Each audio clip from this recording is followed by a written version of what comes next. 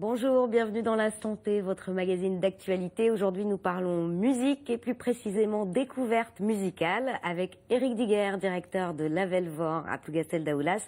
La salle accueille samedi le tremplin des agités. C'est la 10e édition. Les détails dans un instant, mais tout de suite, retour sur l'actualité de ce mardi 17 février dans le Finistère. Et pour commencer, un mot des élections départementales. Ça y est, les candidatures sont closes pour le premier tour. Dans le Finistère, 270 candidats se présentent, soit 135 binômes hommes-femmes. Ils briquent un mandat de conseiller départemental dans l'un des 27 cantons finistériens. Rappelons que les élections ont lieu les 22 et 29 mars prochains.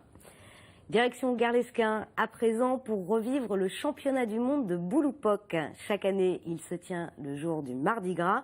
Le Bouloupoque est un jeu de palais qui ne se joue que dans cette commune. Reportage de Pauline Ferco.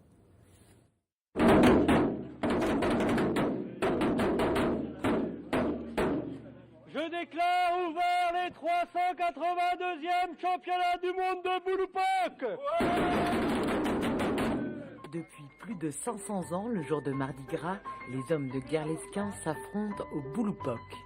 Entre palais et pétanque, ce jeu traditionnel ne se pratique que dans cette commune. Alors forcément, le championnat du monde n'accueille que des Garlesquinais, divisés en deux équipes, les sudistes et les nordistes. Donc les sudistes avaient leur façade face au nord et les nordistes avaient leur façade face au sud. Sauf qu'après, il y a des maisons qui sont mises en campagne. Du coup, on a fait par rapport aux cheminées, quand c'est à l'est ou à l'ouest. Donc c'est quand même assez carré. Nous sommes très carrés sur les règles. Créé par un moine qui voulait réconcilier les villageois, aujourd'hui encore, l'événement est fédérateur. De tous âges, les habitants sont réunis, mais sans leurs femmes, qui n'ont pas le droit d'y participer, juste de regarder. Étant garlesquinaise, j'ai toujours connu ça, donc ça me pose pas de problème. On va dire que la journée de la femme, c'est le 8 mars, donc voilà, c'est la journée des hommes. Justement, la parité en France, c'est moitié-moitié. Chez nous, c'est une journée pour les hommes, le reste pour les femmes. Donc je pense qu'elles sont plus gagnantes que nous. Justin Bieber is back! Blague potage, taquinerie et franche rigolade, cette journée de championnat est incontournable pour les Garlesquinais qui apprennent le Bouloupoque de génération en génération. Donc il faut lancer le plus près du cochonnet là. Et donc les nordistes normalement perdent et les sudistes gagnent à chaque fois en fait. Mais ça se passe pas comme ça tous les ans non plus. On est facteur de père en fils, donc c'est pour ça maintenant on joue au nom de la poste. Voilà. Tout au long de la journée, sous les yeux éberlués du Malargé, la figure emblématique de Mardi Gras, les hommes s'affrontent gaiement, concentrés sur leur Bouloupoque, et plus rien d'autre ne semble compter. Allez, on reste dans le domaine de la compétition B, dans un autre style, avec le départ ce mardi matin de Brest des 7 équipages finistériens engagés dans le 4L Trophy.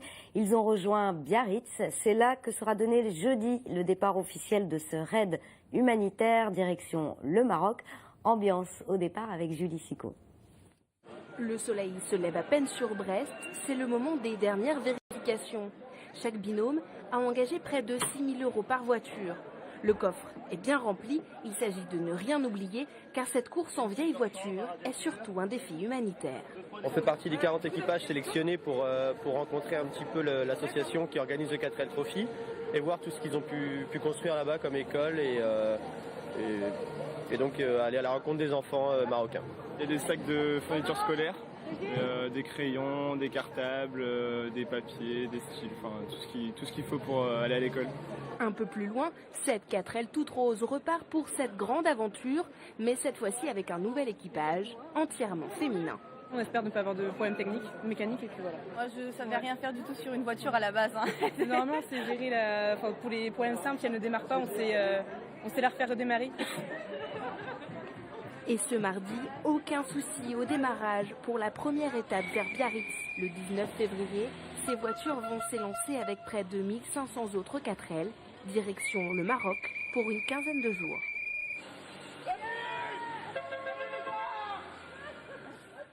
Un mot de foot pour revenir sur la belle performance du Stade brestois lundi soir au Stade Francis Leblay à Brest. Après 2 matchs sans victoire à domicile, le club renoue enfin avec la victoire devant son public par 3-1 face à Nîmes. C'est Gaëtan Courtet, l'une des recrues du mercato brestois, qui ouvre la marque à la 25e minute. Youssef Adnan, autre recrue de cet hiver, inscrit le 2e but à la 56e sur une passe de Stéphane Tritz. Puis le Nîmois Anthony Cora trompe le gardien brestois et réduit la marque à la 67e minute. Enfin, le même Youssef Adnan réalise un doublé et marque le 3e but brestois à la 81e minute. Une belle entrée en matière pour son premier match à domicile. Résultat, à l'issue de cette 24e journée de championnat, le Stade brestois se hisse sur la 2e marche du podium de Ligue 2. Prochain match pour le club vendredi contre le dernier du championnat de Ligue 2, Arles-Avignon. Allez, parlons musique. Maintenant, samedi, c'est la 10e édition du Tremplin des Agités. Ça se passe à la Velvore de Plougastel. Et Eric Diguer, directeur de cette salle de spectacle, est avec nous. Bonjour Eric. Bonjour. Alors pour commencer, est-ce que vous pouvez nous rappeler le principe de ce tremplin ? Alors c'est un tremplin effectivement de jeunes groupes qui répètent dans la structure de répétition de Plougastel qui s'appelle le Bocal à musique, qui est géré par le service jeunesse de la ville.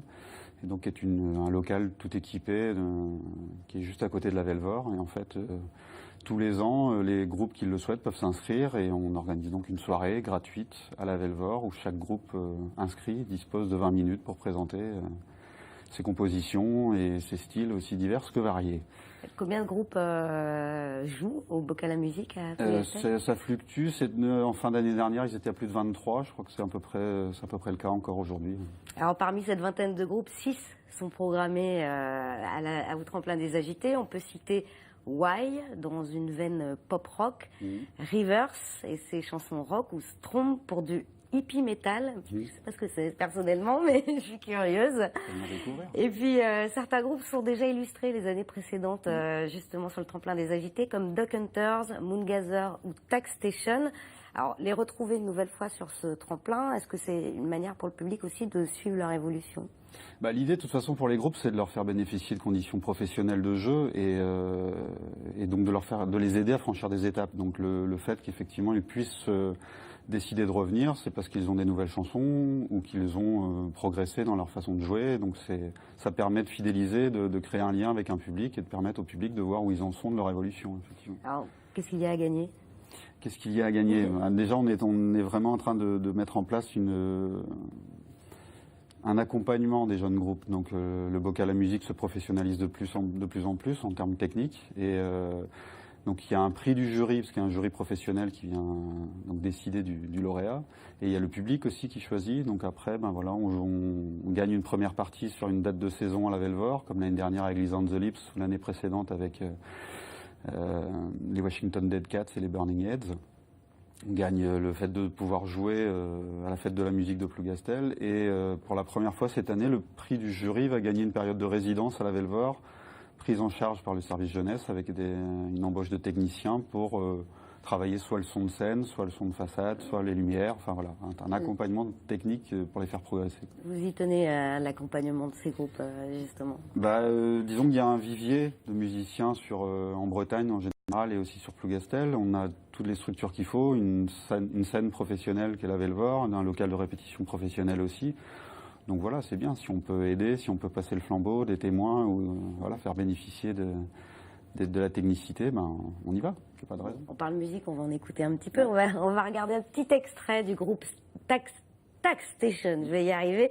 Donc le groupe était présent justement à la Velvore en janvier dernier pour l'émission L'Avant-Scène que vous avez pu découvrir sur TBO. On regarde.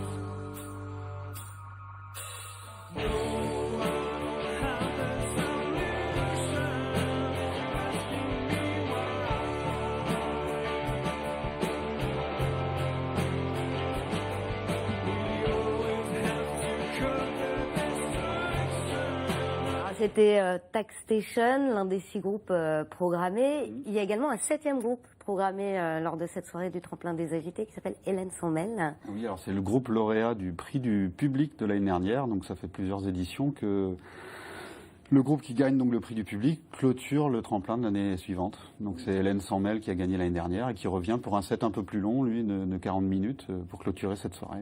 Un coup de cœur parmi ces groupes? Ah bah déjà, je fais partie du jury, donc on ne peut pas avoir de coup de cœur. Mais non, mais il y a des c'est un tremplin amateur et semi-professionnel, parce qu'on a vraiment, les Tax Station viennent de sortir leur premier album, ont déjà gagné le tremplin il y a quelques années.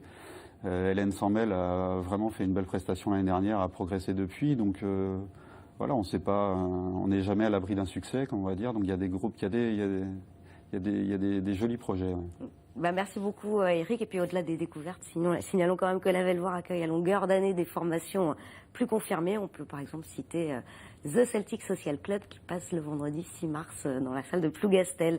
Et on rappelle donc le tremplin des agités, ça se passe samedi 21 février à partir de 19h30 à l'espace à Velvoir de Plougastel. Et précisons-le, c'est gratuit.